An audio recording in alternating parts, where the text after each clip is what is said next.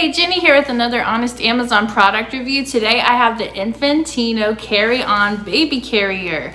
This carrier has a more sort of outdoor, ruggish look compared to some other carriers.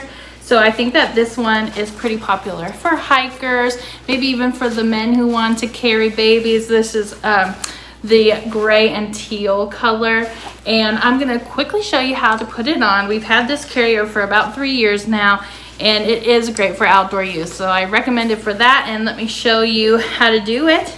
You just flip the belt and put it on. It's really just a series of 5 snaps. So we're gonna snap the first one, which is around the waist, and you'd tighten it up to where you need it. Then you'll pick up your shoulder straps, which is the next layer, and you'll put on your shoulder straps. And then you'll set baby here against you, and you'll want to, once baby is in, clip here to clip baby in. Their little feet will be hanging out of the sides here.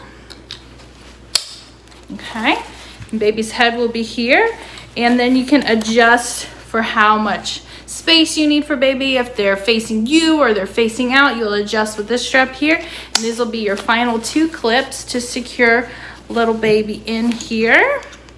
Some great features about this one: all the pockets, all the storage.